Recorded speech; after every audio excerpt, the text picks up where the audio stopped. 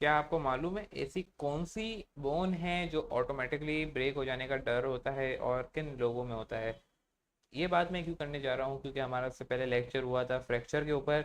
और फ्रैक्चर के अंदर हमने जो है दो तरह के फ्रैक्चर पढ़ लिए थे, मतलब टाइप्स पढ़ ली थी, और फ्रैक्चर की पूरी डिटेल पढ़ी थी, कैसे बॉन्ड जो है रीफॉर्मेशन करती है, री रिपेयर होती है। वो हमने सारी बातें कर ली थी। तो मैंने देखा कि एक सवाल ऐसा उठ सकता है, आ सकता है कि देखो फ्रैक्चर तो हमने देखा था टाइप्स के अंदर कि फ्रैक्चर होता है कोई इंजरी की वजह से, और उसके अंदर हमने close, open, simple, compound, complicated, ये सारी बातें पढ़ी थी। लेकिन मैं यहाँ पे एक और बात करना चाह रहा हूँ, ये कौन सा फ्रैक्चर है, उसमें क्यों इतना टाइम लगता है, ये क्यों अमूमन कॉमन है और ये हो जाता है, और ये किन लोगों में कॉमन है? ये उन लोगों में कॉमन है जिनमें कैल्शियम की कमी होती है। अच्छा, कैल्शियम की कमी दो तरीके की वजह से हो सकती है। या तो वो ओल्ड एज के अंदर चले जाते हैं, और मैंने ये भी देखा है कि ओल्ड एज के जाने के बाद भी उनकी बोन ब्रेक नहीं होती। उनके अंदर क्या ऐसी वजूहत होती हैं? देखो बच्चों, जो भी सुन रहे हैं, ये सिर्फ बच्चों के लिए वीडियो नहीं है, ये आम इंसानों के लिए, मतलब सबके लिए जनरल वीडियो है, ये पब्लिक वीडियो है एक तरीके की, और पब्लिक अवेयरनेस है। ये होता क्यों है? ये होने की वजह ये है कि जब हमने रिसर्च की, रिसर्च के ऊपर ये मालूमात आती हैं कि जिन्होंने मिल्क यानी कैल्शियम की इनटेक जो है, कैल्शियम किन में पाया जाता है? योगर्ट में, मिल्क में, यानी चीज़ में और बटर में, इन सारी चीज़ों में जो आपका कैल्शियम सप्लीमेंट्स फूड्स हैं, वो तो आपको मालूम क्या क्या होती हैं। जिन्होंने इन चीज़ों को पहले नहीं लिया होता, ये कब लेने की उम्र होती है? ये उम्र होती है, एक्टिविटिकली होती है 8 to 35 के दरमियान।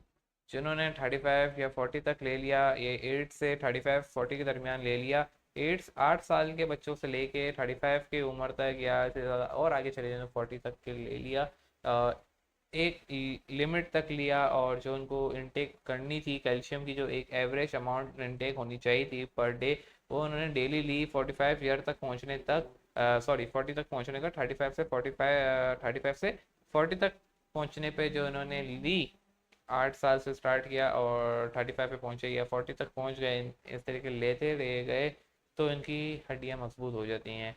सही है। और देखो इसकी वजूहत क्या है? ऑस्टियोब्लास्ट सेल्स, और ये जो सेल की ग्रोथ हो रही होती है, ये होती है इन्हीं एज के दरमियान। इसी में आपका सेल ग्रो हो रहा होता है, और फिर जो उसके बाद सेल ग्रो हो जाते हैं वो मिच्योर हो जाते हैं। इसके बाद जो सेल ग्रो हो रहे होते हैं वो अमूमन ग्रो होते हुए नहीं दिख रहे होते, वो सही ग्रो नहीं हो रहे होते, वो डिस्ट्रॉय हो जाते हैं, कोई ना कोई वजूहत बन जाती हैं जिसकी वजह से इम्यून सिस्टम को डिस्ट्रॉय कर देता है। तो ये जो सेल पुराने वाले काम होते हैं यही काम आ रहे होते हैं, और इन्हीं की वजूहत से आगे न्यू मेटोसिस होकर एक सेल बन रहा होता है, लेकिन न्यू ग्रोथ नहीं हो रही होती। सही, न्यू ग्रोथ रुक जाती है, ओल्ड ग्रोथ सही रिपेयरिंग चल रही होती है, तभी ये कैल्शियम उस वक्त काम आ रहा होता है जो आपने पहले लिया होता है। सही है। तो उन उनके अंदर जिन्होंने कैल्शियम की इंटेक को बरकरार रखा होता है, सही इंटेक किया होता है, कब से मैंने बोला आपको, मैंने बताया कि 8 साल से 35 तक जो पहुंच जाते हैं, 40 तक पहुंच जाते हैं, तो उनकी हड्डियां एंड तक मजबूत रहती हैं, चाहे वो बुढ़ापे में जितना भी पहुंच जाए, चाहे वो 65 के हो जाए, 60 के हो जाए, 70 के हो जाए, इनमें हड्डियां मजबूत रहती हैं। लेकिन जिन्होंने कैल्शियम की इंटेक सही नहीं की हुई होती, या कोई वजूहत के इंटेक सही कर रहे थे लेकिन उनको कोई प्रॉब्लम थी पहले से, उन्होंने चेकअप नहीं कराया होता, और उनको मालूम नहीं होता इनके कैल्शियम जो है इनके अंदर जो है इनटेक तो हो रहा है लेकिन एब्जॉर्प्शन नहीं हो रही, और उनकी जो बोन है वो कमज़ोर है, हड्डियाँ कमज़ोर रह रही हैं, उनको मालूम ही नहीं होता, पता ही नहीं चलता। जब वो जो है 60 70 की एज पे पहुंचते हैं, ओल्ड एज पे पहुंचते हैं, फिर जाके उनको पता चलता है, तो उससे क्या होता है कि उस वक्त हड्डियाँ ब्रेक हो रही हैं, उनका कोई हाँ काम नहीं आ रही होती, और जो आपने इनटेक की हुई होती है पहले वो सारी ज़ाया हो जाती है। फिर इसमें हम क्या करते हैं, सप्लीमेंट्स दे रहे होते हैं कैल्शियम के, लेकिन जो नेचुरल कैल्शियम होता है उस तरीके का काम नहीं कर रहा होता। क्यों? क्योंकि अगर काम करेगा भी तो देर से करेगा, जल्दी असर नहीं कर रही होती कैल्शियम की सप्लीमेंट्स। ये सारी वजूहत हैं कि जो ओल्ड एज होते हैं, किन में ओल्ड एज में ब्रेक होती है, किन में नहीं होती। अब मैंने आपको बोला था कि कुछ लोग ऐसे भी होते हैं जो यंग होते हैं, यंगस्टर होते हैं, उनके अंदर भी बॉन्ड ब्रेक हो जाती है, और स्पेशली ये काम देखने को मिलता है हमें फीमेल्स में। इसकी क्या वजूहत हैं, फीमेल्स के अंदर ऐसा क्यों हो रहा होता है? इसकी जो मेन वजह है वो कैल्शियम इंटेक सही नहीं कर रहे होते, या उनके अंदर हार्मोनल प्रॉब्लम्स होते हैं, उनके मेटाबॉलिक एक्टिविटी प्रॉब्लम्स हैं, उनको साइकोलॉजिकल प्रॉब्लम्स होते हैं। क्योंकि आपको मालूम है कि उनके यहाँ मेंस्ट्रुएशन साइकिल ये सारी चीज़ें हो रही होती हैं, प्रेगनेंसी ये सारी चीज़ें मेंटेन करनी होती है, और इन सारी वजूहत की वजह से हम सही को इनको लेबर करना होता है। ये सारी बहुत सारी वजूहत हैं इनकी वजह से इनकी कैल्शियम की जो है डिस्टर्बेंस ले रही होती है। या कुछ बच्चे ऐसे होते हैं, हमने देखा है कि वो कैल्शियम की इंटेक नहीं करते, उनकी हड्डियाँ बड़ी कमज़ोर होती हैं, उनके लंबे कद होते हैं।